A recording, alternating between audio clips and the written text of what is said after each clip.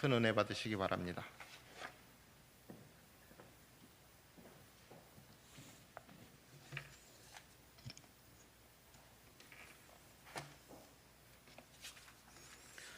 먼저 교회 소식 몇 가지만 알려드리겠습니다.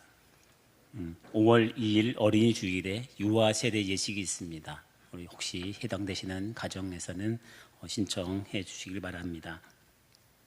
5월 13일부터 버티 성서학당이 시작됩니다. 5월, 6월, 7월 해서 한 달에 한 번씩 5월 달엔 교리, 쉽게 하나님 말씀을 또 알고 또 배우는 교리 시간이고, 6월 달은 구약, 7월 달은 신약 이렇게 함께 합니다. 줌으로 하는 건데 어렵게 생각지 마시고요. 다 꼼꼼하게 쉽게 알려드릴 겁니다. 어떻게 들어오는지 함께 말씀을 통해서 훈련받고 또 하나님의 은혜를 경험하는 버티 성서학당에 신청해 주시길 바랍니다.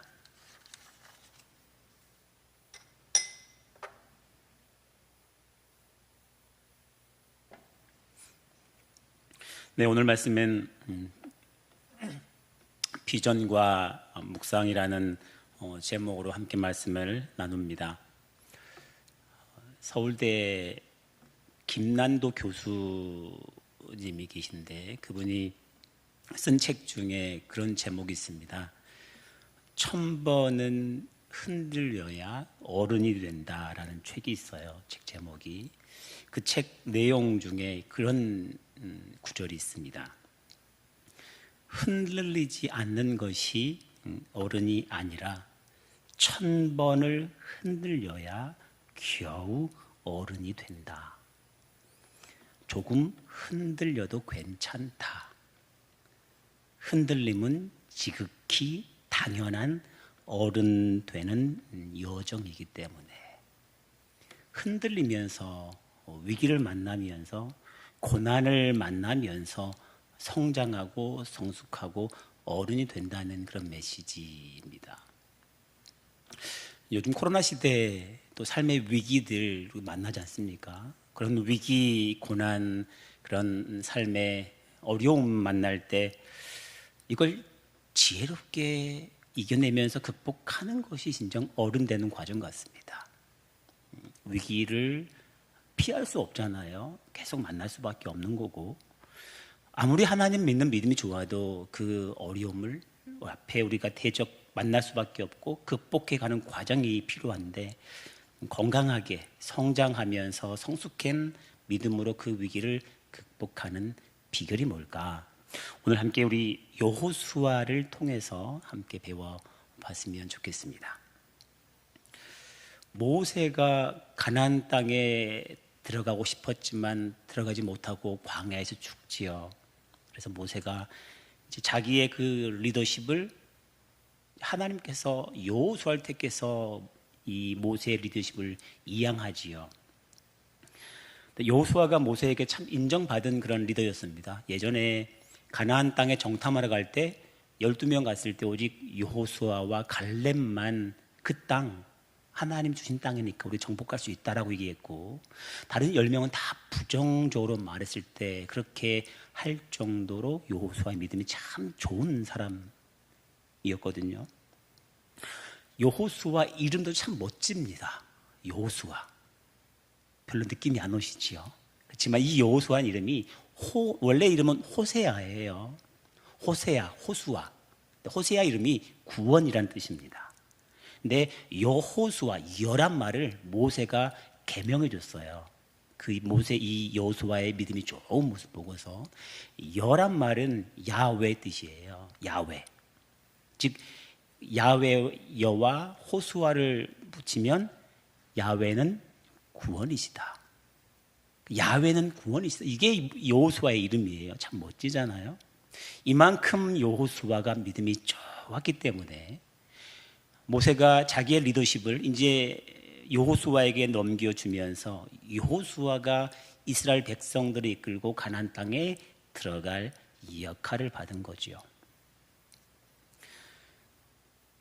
그런데 하나님께 이 모세의 리더십을 이양받은 여호수아가 덜덜덜덜 떱니다.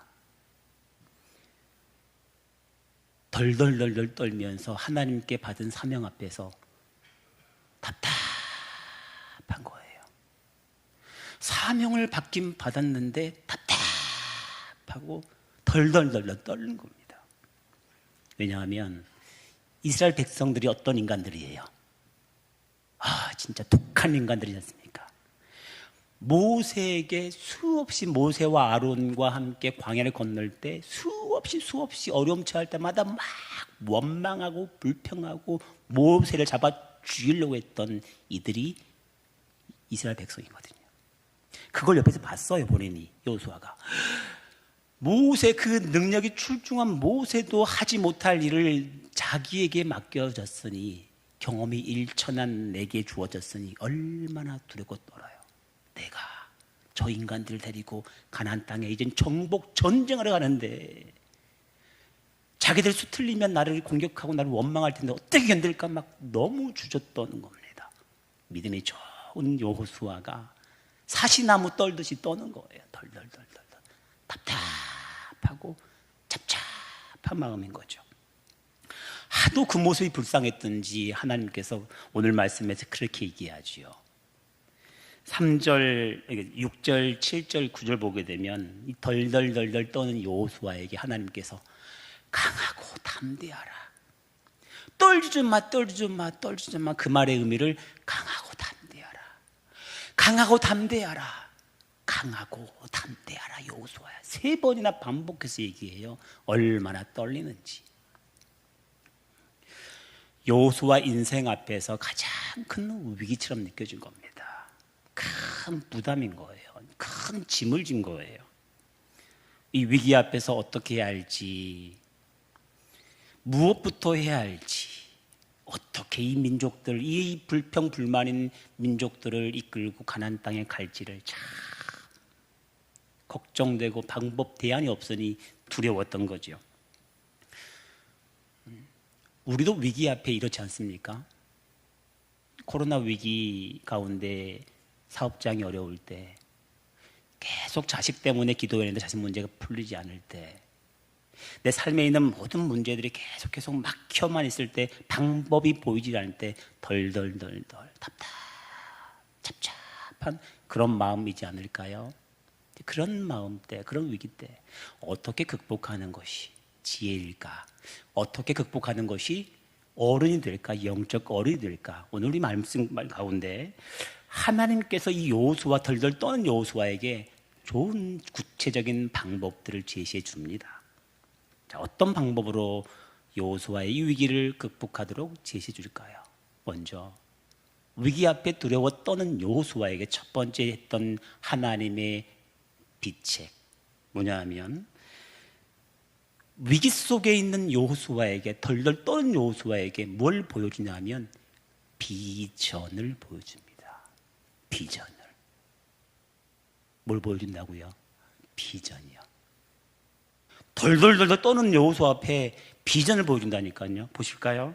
우리 2절부터 4절 말씀 보시면, 여호수아 1장 2절부터 4절 말씀 우리 한 절씩 읽고 4절 같이 읽겠습니다. 제가 2절부터 말씀 읽을게요.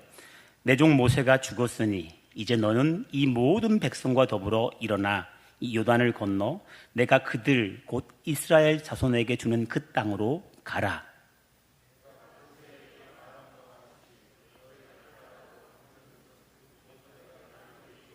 같이 4절이요.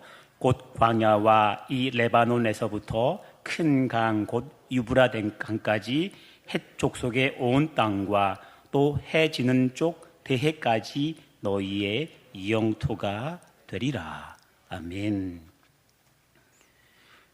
덜덜덜덜 두려워 떠는 이 여호수아에게 하나님께서 주신 것은 비전, 뭐예요? 그 가나안 땅에 대한 큰 경계, 가나안 땅의 영토의 그 모든 크기를 보여주면서 이 땅을 내가 너희에게 줄 거야. 그 땅의 크기가 어떤 건지 아십니까? 그 땅의 크기를 쉽게 말하면 동쪽으로는 요단강 우편에는 요단부터, 서쪽으로는 지중해까지, 남쪽으로는 광야 맨 밑에부터, 북쪽으로는 이란, 이라크에 있는 유프라테스 강까지. 이 땅의 크기는요, 이스라엘 역사에서 딱 한 번 이루어져요. 그 땅을 전체 차지할 때가 다윗과 솔로몬 시대 때. 최종적으로 이스라엘 백성들이 차지할 그 땅의 크기를 보여주면서 지금은 얻지 못했잖아요. 이 여호수아가 아무것도 갖고 있는 게 없습니다. 그런데 그 땅 보여주면서 그 땅 내가 너에게 줄 테니 두려워하지 마, 걱정하지 마, 가, 내가 줄 거야. 비전을 제시해 준 겁니다. 비전을. 무슨 말입니까? 지금 여호수아가 뭘 보고 떠들고 있어요? 그 가나안 땅에 있는 장수들, 그 원주민들, 강하게 훈련되어 있는 성들, 큰 군사들을 보고도 두렵고 이스라엘 백성들 데리고 갈 수 있을까에 대한 현실 앞에서 두려워하는 거예요. 눈앞에 있는 위기 문제를 보면서 두려워하는 거예요. 내가 할 수 있을까? 안 될 것 같다.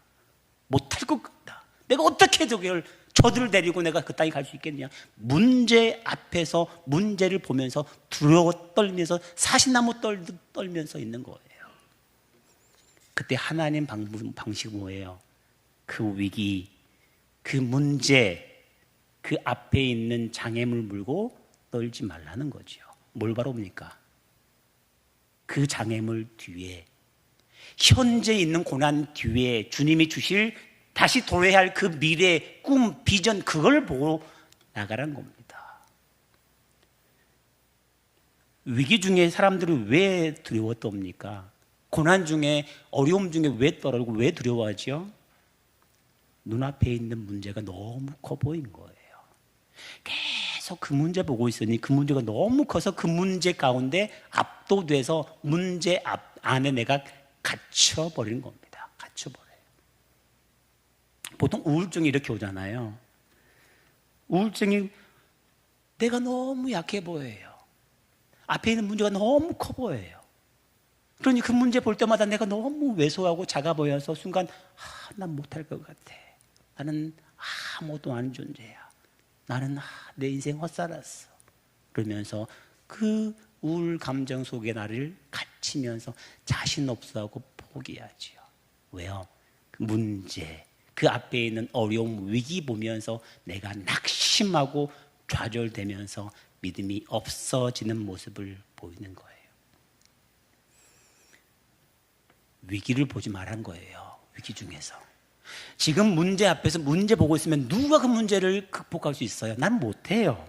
근데 하나님께서 말씀하시는 그 문제를 보고 있으면 안 되니 문제, 어려움 뒤에 그 다가올 하나님이 주신 비전, 내가 너희에게 준 그 비전을 보라.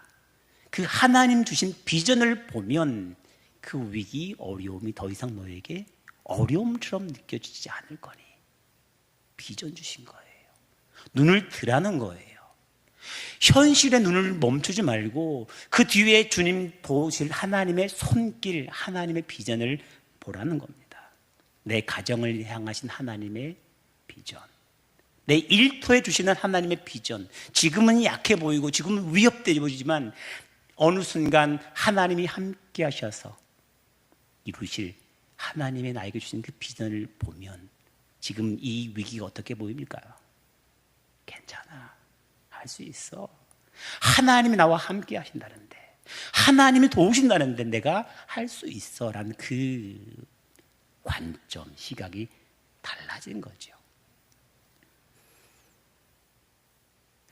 찬송가 580장을 보면 삼천리 반도 금수강산이라는 곡이 있죠. 일제강점기 때 그 독립운동가요 교육자면서 목사님이었던 남궁옥 선생이 지은 그 찬송입니다. 삼천리 반도 금수강산 이렇게 시작하는데, 근데 그 곡의 제목이 또 내용이 삼천리 반도 금수강산인데 그때가 언제라고요? 일제강점기예요. 일제강점기. 일제강점기에 무슨 한반도가 금수강산이겠어요? 물론 나무야 푸르고 숲은 푸르지만 일본 그 총칼, 일본 이 장병들, 일본 군사들의 그 외놈들의 총칼 군홧발에 질팔혀 있는 한반도가 무슨 금수강산이에요. 금수강산은 가마득하고 자유 잃었고 나라 잃은 그 서름과 압박 가운데, 고통 가운데 있는 한반도가 무슨 금수강산처럼 보이겠어요. 그런데 그분은 삼천리 반도 금수강산으로 보이는 거예요. 일하러 가세 삼천리 강산 위에 하나님 주신 그 강산에 일하러 가세. 왜요? 뭘 봤을까요?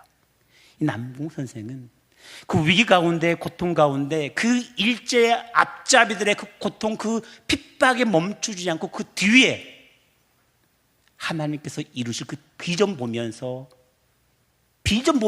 나갔던 거죠. 그 이후로 그 비전 보면서 결국 독립운동합니다. 총칼에 두려워하지 않고 맞서서 목숨 걸고 하나님 비전 이루기 위해서 독립운동해요. 무슨 자입니까? 눈앞에 있는 위기만 보면 나는 거기에 멈춰버리죠.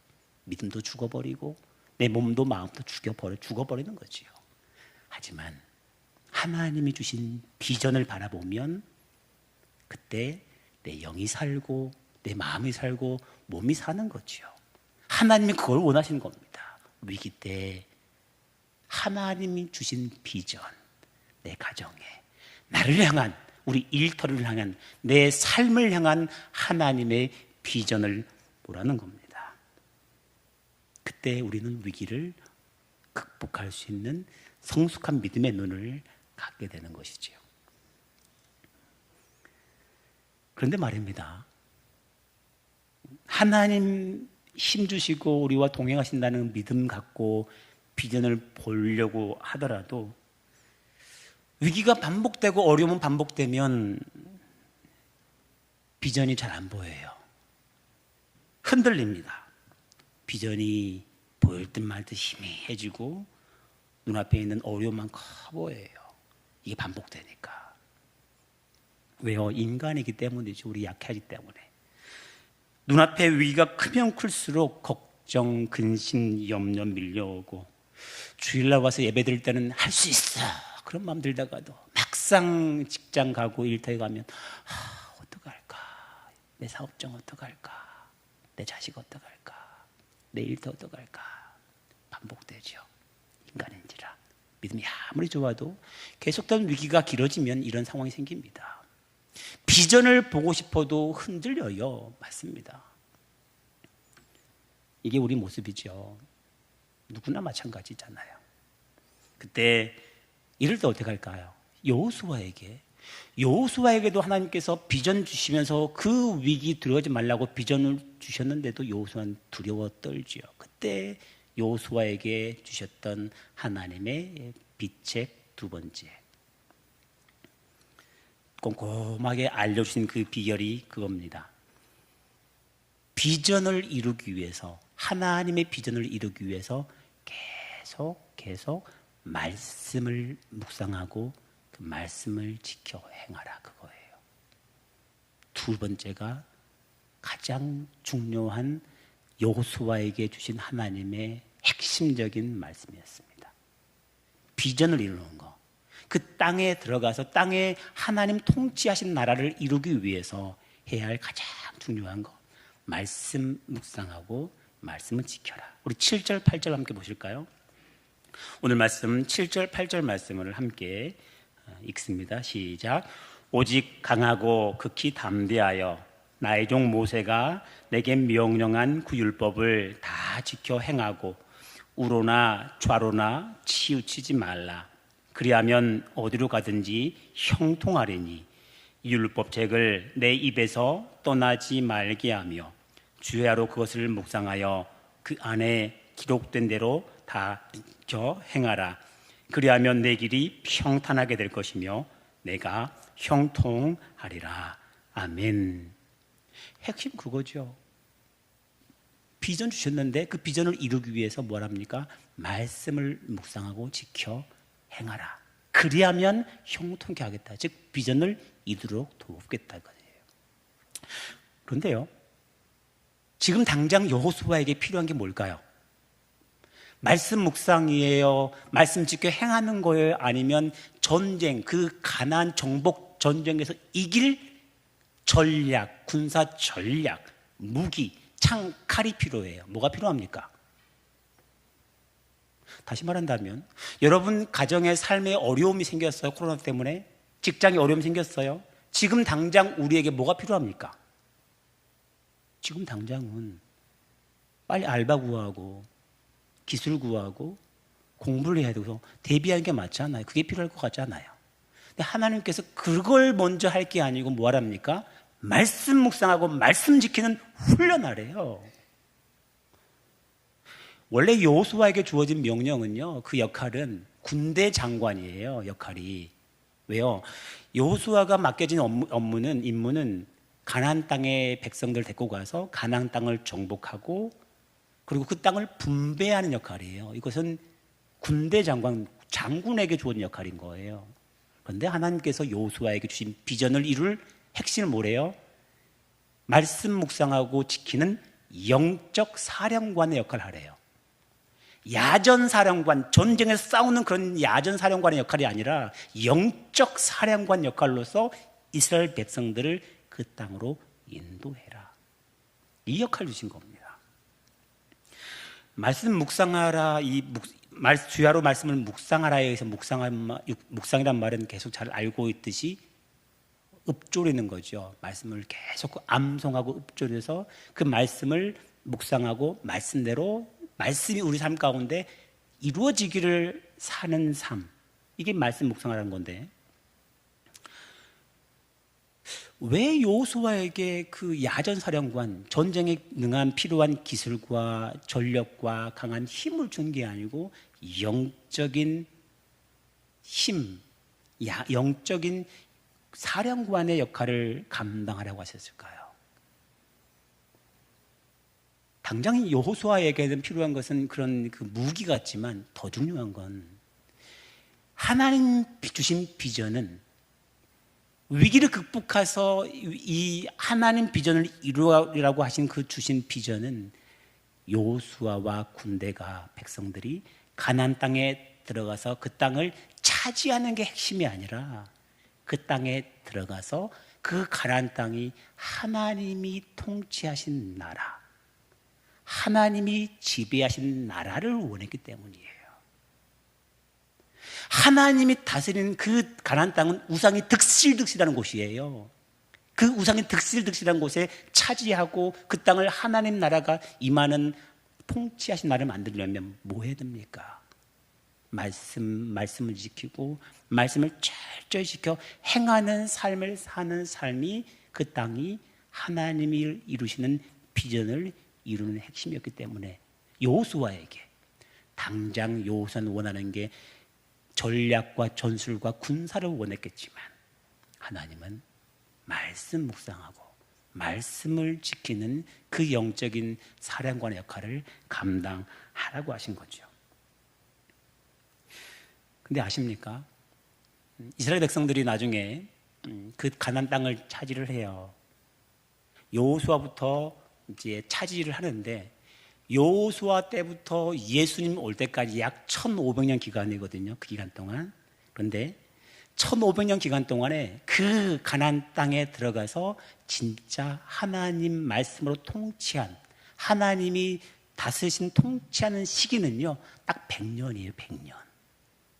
1400년 동안 가나안 땅은 철저하게 이스라엘 백성들이 가나안 땅에 들어가서 우상과 통합하면서 우상과 어울리면서 완전히 우상 숭배하며 살았던 삶이 1400년이에요. 1400년. 딱 딸랑 100년.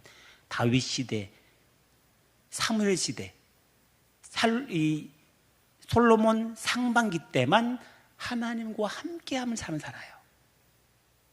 이런 삶이 이스라엘 백성들의 앞날이었기 때문에 하나님은 너희가 진정 살 길은, 너희가 진정 위기를 벗어나 위기를 극복하고 나중에 비전을 이룰 길은 오직 말씀 묵상하는 것, 내 말씀을 묵상하고 지키는 것이다. 당장은 삶에 필요한 문제, 그 문제를 해결해 주면 도움될 것 같지만 아니다. 그 문제가 아니고 진정 내 말씀을 지키고 행하는 것이 진정한 너희들의 삶의 형통한 삶이 이룬 비결이다라고 말씀하시면서 영적인 사랑과 말씀 묵상하고 말씀을 지키라고 하시는 겁니다. 이처럼 이스라엘 백성들이 100년만 하나님 말씀으로 살다가 결국 나라를 잃잖아요. 망해요. 기원전 587년도에 바벨론에게 완전히 쑥대밭되면서 다 망했잖아요. 하나님 말씀 안 지키고 우상 숭배하다가 다 망했어요. 다 망하고 그때부터 무려 2500년 기간 동안 나라 잃은 소름, 나라 없이 유대인들이 전 세계로 뿔뿔이 흩어집니다. 얼마 동안요? 2500년 동안. 2500년 동안 나라 없이 하나님 말씀 안 지키고 자기들 원하는 대로 우상 숭배하며 살다가 2500년 기간 동안 나라 잃고 쑥대밭 되어서 흩어지고 1948년도에 이스라엘로 독립하죠. 2500년이 지나서. 근데요, 놀라운 반전이 생깁니다. 놀라운 반전이 이스라엘 민족에게서 1948년도에 2500년이 지나서 독립을 했는데요, 2500년 동안 나라가 없어가지고 완전히 민족이 사방으로 찢겨졌는데 1948년도에 독립했는데 이스라엘 민족이 선포한 게 우리는 야훼 하나님을 믿는 하나님 백성이다. 우리는 하나님만 섬기고 하나님만 믿는다. 이 영적 공동체로서 세워지고 지금 그때부터 지금까지 80년이 지나면서 이스라엘 민족이 전 세계에서 가장 영향력 있는 민족으로 바뀌었어요. 아십니까? 전 세계적으로 미국 전 세계적으로 경제 정치적으로 전 세계를 움직이고 있는 민족이 유태인 이런 거 아세요? 전문가들은 전 세계에서 가장 강력한 민족으로 유대인들을 꼽습니다. 2500년 동안 나라가 없다가 불과 이제 80년밖에 안 됐어, 독립한 지가. 근데 그들은 지금 신약을 믿지 않죠. 예수 믿지 않지만 구약에 있는 그 하나님, 야훼 하나님을 철저히 믿고 지금도 신뢰해요. 그런데 그 민족들이 지금 전 세계를 지배하고 있다니까요. 유대인의 인구는요, 전 세계 인구의 0.2%예요. 약 1,500만 명, 전 세계에. 우리나라는요, 5천만 명, 남한만. 우리나라의 3분의 1도 안 됩니다. 그런데 이 유태인들이 지금 노벨상을 30%를 유태인들이 받았어요, 지금까지. 물리학상, 화학상, 수학상, 평화상까지. 30%를요. 우리나라는요, 딱 하나. 노벨 평화상 하나. 미국에 있는 유대인들이요, 전체 인구가 2%예요. 미국의 인구 중에서 약 560만 명밖에 안 됩니다. 그런데 미국 내에 400대 재벌 중에서 23%가 유대인이에요. 미국의 400대 재벌 중에서. 미국 뉴욕 맨하탄 빌딩의 20%가, 주인의 20%가 유대인입니다. 미국 대학 교수 중에서 25% 이상이 유태인입니다. 미국 법조계 70만 변호사들 중에서 14만 명, 20%가 유태인입니다. 하버드, UCLA 의대 법대 교수의 50%가 유태인이랍니다. 미국 상위 15개 대학 21%의 학생들이 유태인 학생들이랍니다. 미국 3대 방송사, 할리우드 5대 메이저 영화사 장악하고 있는 이들이 유태인이랍니다. 미국 50대 기업 중에 17개 기업이 유태인이 세운 기업이에요. 제가 막 이렇게 얘기하는 것은 그들이 엄청난 많은 것을 얻은 것을 강조하고 싶은 게 아니라 왜 이 사람들이 이런 80년 만에 이런 일이 났을까? 물론 이건 80년이 아니에요. 그 유태인들이 전 세계로 흩어졌을 때 무려 2500년 동안 상업과 경제력을 전 세계로 움직였어, 물밑에서. 그 결과가 지금 나오고 있는 건데, 근데 이들이 이런 놀라운 영향력을 발휘하고 있습니다. 2500년 동안 나라가 없는 소돔이에요. 그런데 이들이 종교 정통성을 유지하고 전 세계를 지배하고 있어요. 혹시 여러분들 우리나라 1000년 전에 우리나라가 어떤 나라인지 아십니까? 지금부터 1000년 전에 어떤 나라일까요? 지금 2020년이잖아요. 그러면 1020년이 언제일까요? 어떤 나라일까요? 고려 후기예요. 고려 후기. 고려 후기에 여러분 고려 후기 정체성 오늘날에 고려 후기 정체성이 우리나라에 있는 게 있습니까? 혹시 고려 시대라면 딱 떠오르는 게 뭐가 있어요? 고려 청잔 들어봤죠? 고려 청잔은 기억나는데 다른 무슨 정체성이 오늘날에 있는 건 별로 없어요. 고려 시대 1000년 전의 것도 우리는 지금 가진 게 별로 없어요. 그런데 유태인들은 2500년 동안 나라 없는 서름인데도 철저하게 하나님 백성이라는 정체성을 잃지 않았어요. 그 정체성 가지고서 전 세계를 지금 지배하고 있어요. 그 핵심이 뭘까? 바로 유태인들은 성경 교육, 쉐마라고 하죠. 말씀 교육을 언제부터 시키기 시작했냐면 이들이 깨달은 거예요. 말씀을 듣지 않고 말씀을 듣지 않아서 나라가 망한 것을 알고서 바벨론에서 나라를 빼앗긴 그 순간부터 돌아온 바벨론 포로 돌아온 이후부터 철저하게 이들은 말씀 훈련시킵니다. 말씀 훈련. 돌아오니까 바벨론 포로에서 돌아오니까 이 예루살렘은 다 성전 무너졌기 때문에 뭘 세우냐면 곳곳마다 회당을 지어요. 조그마한 성전, 회당. 그때부터 나라가 없었지요. 다 전 세계로 흩어지는데 흩어지는 곳마다 가서 회당을 짓습니다. 런던에도 가도 런던의 회당을, LA 가도 회당을, 뉴욕 가도 회당을, 호주 가도 회당을, 전 세계 가는 곳마다 회당을 지어요. 회당에서 뭐 했냐면 말씀 훈련시킵니다.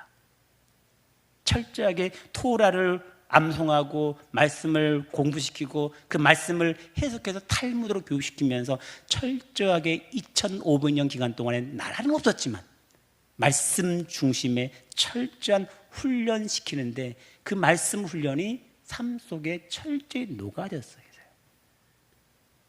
예를 들면 이들은 일주일에 한 번씩 금요일마다 저녁마다 안식 가정예배를 들어요.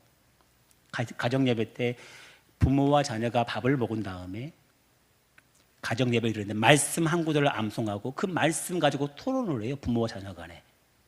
이웃을 사랑하라. 이 말씀을 어떻게 생각하는지, 그 말씀을 우리 삶 가운데서 어떻게 적용할지, 그것을 부모와 자녀 간에 1시간, 2시간 동안 토론하는 거예요. 중학생, 고등학생 토론 수준이 그래서 유대인들은 대학생, 대학원 수준의 토론이 됩니다. 그걸 계속 말씀으로 토론하니까, 훈련하니까. 그리고 말씀을 가지고서 이웃을 사랑하라 그 말씀을 삶 속에서 지켜요. 그래서 유대인들이 전 세계에서 지금도 유대인들이 가장 기부를 많이 하죠. 왜요? 이웃을 내 몸처럼 사랑하는 하나님 말씀을 지키기 위해서.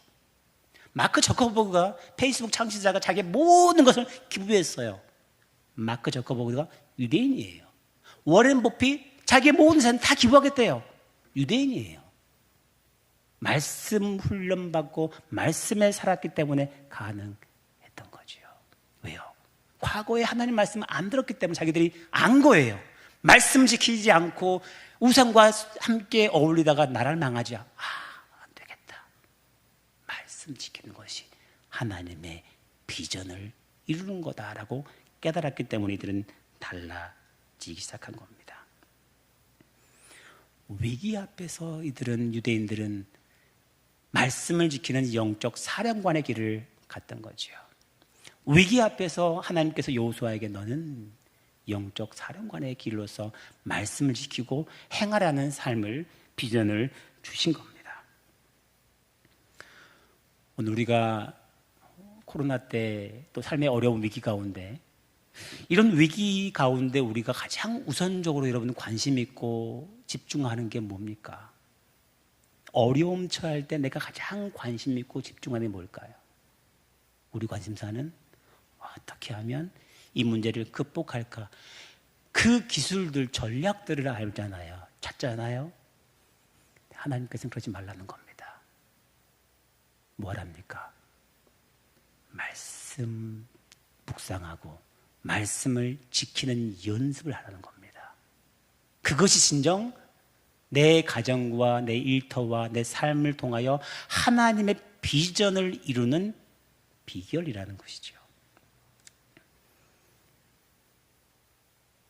오늘날 국회, 정치 사회를 보면 참 답답하시죠.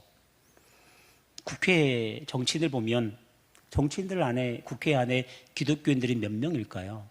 국회의원 중에서 조사해 보니까 25%에서 30%를 합니다. 국회 안에 있는 정치인들 중에서 기독교인들이 30%가 있는 기독교인들이 있는 정치인들인데 정치가 바뀔까요? 바뀌던가요? 안 바뀌어요. 이 나라의 기독교인 사업가들이 얼마나 있을까요? 최소 20-30% 될 겁니다. 20-30%가 있는 사업가들이 많은데 우리 각 기업들, 사회, 그 기업들이 한국 사회에서 선하게 영향력을 발휘하고 있던가요? 정말 그분들이 한국 정치계에서 하나님 방식과 하나님 말씀으로 정치하고 사업할까요? 정말 이 한국 사회의 기독교인들이 1,000만 명이 된다는데 최소 3분의 1, 4분의 1이 넘는다는데 차고 넘치는 기독교인들이 많은데 한국 사회가 정말 선하게 하나님 통치하시는 하나님 나라와 비스무리합니까? 아니요. 기독교인 정치인이 있어도, 기독교인 사업가가 있어도 뇌물로 세상과 타협하고, 정치인들은 자기 입 속에서 정말 하나님 통치하신 방식이 아니라 자기 욕망과 자기 이루기 위한 방식으로 계속 타협합니다. 그게 현실이에요. 한국 사회 교회가 차고 넘치지만 여전히 세상으로부터는 욕먹고 있어요. 욕먹고. 왜 그럴까요? 무엇 때문일까요? 정치인들이, 기독교인들이, 사업가들이, 크리스찬들이 말씀 묵상 안 하는 거지요. 그게 빠졌어요. 말씀 안 읽어요. 아니, 말씀 묵상을 안 해요. 말씀 묵상을 해서 그 말씀이 나를 지배하고 통치하기를 원치를 안 해요. 대신 뭐 합니까? 하나님 복 주세요. 하나님 우리 가정에 평안 주세요. 하나님 우리 사업장이 지경이 넓혀지게 해주세요. 그런 기도를 하고 그런 예배는 드려요. 그런데 뭐가 빠졌습니까? 하나님이 나를 통해서 원하시는 비전을 위해서 묻질 않아요. 말씀 묵상 안 하니 내가 항상 구하는 게 나를 위하고 나를 가족을 위한 기도는 맞지만 세상 속에 하나님이 원하시는 하나님의 비전, 이 땅을 정의롭고 공의롭고 약자가 보호되고 진정 고통받고 있는 분들이 사랑받는 하나님의 예수님의 사랑이 행해지를 덜하는 거예요. 안 하는 거예요. 못하는 거예요. 왜요? 말씀 안 보고 말씀으로 나를 훈련 안 시키는데 어떻게 나옵니까? 코로나 시대 때 왜 교회가 욕먹어요? 이게 없으니까 말씀으로 행하지 않기 때문에.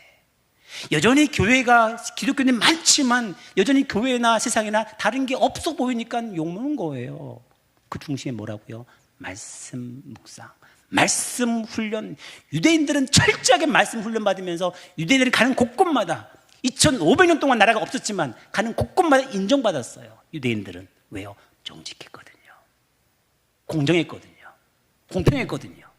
왜요? 하나님 말씀으로 철저히 훈련 받으니 말씀 앞에 자기를 낮추고 자기를 더 낮추고 남을 배려하고 이웃을 돌보니 인정받아서 유태인들이, 우리는 유태인들이 아이고 예수 안 믿는 사람들 이렇게 우리는 평가하지만 진정 유태인들은 세상에서 인정받는 민족들이에요.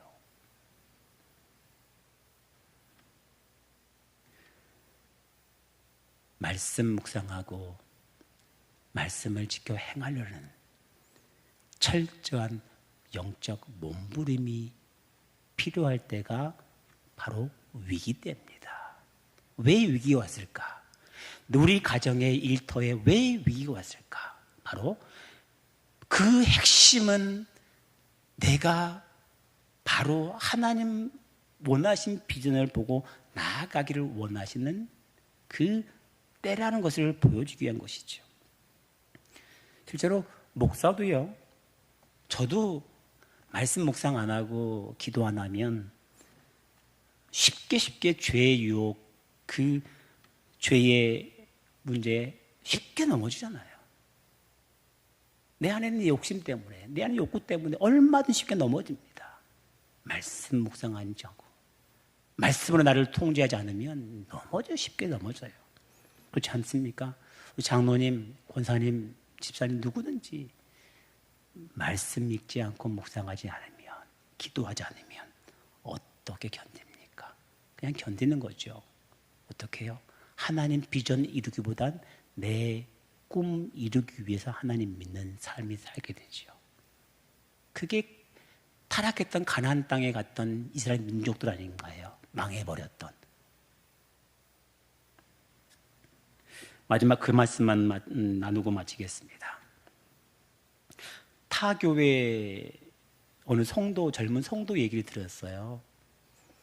제가 전해드린 얘기인데, 그분이 30대 초반에 결혼하신 분인데 젊은 나이에 벤츠를 사셨나 봐요. 외제차, 좋은 차를 사셨는데 그 벤츠를 사는 게 인생의 버킷리스트, 막 꼽는 그런 가장 좋은 그런 자기의 버킷리스트였나 봅니다. 그걸 사고서 이제 SNS에다가 사진을 올린 거예요. 거기다 이렇게 적었답니다. 내 생애 최고의 차. 내 나이에 벌써 이걸 이루다니. 얼마나 기뻤겠어요? 기쁘죠. 근데 그 모습을 보면서, 들으면서 이해는 돼요. 아, 얼마나 좋을까. 젊은 나이에 벤츠를 타니. 근데 그 얘기를 들으면서 마음이 참 씁쓸했습니다. 그분의 눈이 좀 더 높아졌으면, 하나님의 아들이면서 하나님의 백성이면서 하나님의 비전을 품는다면 과연 차 때문에 행복할까? 아니면 자기를 향한 하나님의 비전 보면서 행복해할까? 세상에 사는 사람과 똑같은 모습이 아닐까 보면서 조금만 눈을 높이면, 세상에 있는 그 문제를 보고 만족할 게 아니라, 그것을 버리는 게 아니라, 그것도 있지만 더 차원 높은 하나님의 비전 보면서, 그를 보면서 자기 마음의 감동과 감격과 삶을 방향을 설정하며 훨씬 더 귀할 건데, 아름다울 건데, 그 삶이 정말 선한 영향력을 주는 가정에서, 일터에서 어디서든지 줄 수 있을 것인데, 답답하고 안타깝더라고요. 이해는 되면서도. 그거 같습니다. 우리 삶 가운데, 내 삶 가운데 하나님은 나에게 하나님의 비전을 보라고, 위기 가운데 위기에 갇히지 말고 하나님이 주신 비전을 보고 그 위기를 극복하라고 말씀하시고, 그 비전을 이루는 비결은 말씀 묵상하고 말씀을 지키려고 철저한 몸부림을 갖는 것이라고 말씀하십니다. 여호수아가 그 말씀에 의지해서 그 땅을 정복하고, 여호수아 때에 바로 그 말씀으로 가나안 땅이 하나님 일순간 통치한 때가 됩니다. 그때가 형통한 때였거든요. 진정 우리 삶 가운데 형통한 때, 바로 하나님의 비전 바라보고 매 순간순간 말씀 묵상하며 하나님의 그 비전을 우리 가정 안에서, 일터 안에서, 우리 삶 속에서 행할 때에 진정 그 삶이 형통하고 복이 있고 선한 영향력을 주고, 교회가 세상을 바꾸고, 세상이 교회를 보며 잘했다고, 저게 교회라고, 저게 예수님 있는 곳이라고 인정하는 그런 은혜의 우리 삶이 될 줄 믿습니다. 그런 귀한 삶으로 더욱더 하나님의 귀한 사명 감당하시는 우리 모두 되시기를 주의 이름으로 축복합니다. 기도하겠습니다. 주님, 우리 삶이 주님 비전 바라보고 그 비전을 이루기 위해서 더욱더 말씀 묵상하고 말씀 지켜 행하려는 그런 귀한 삶을 살게 하여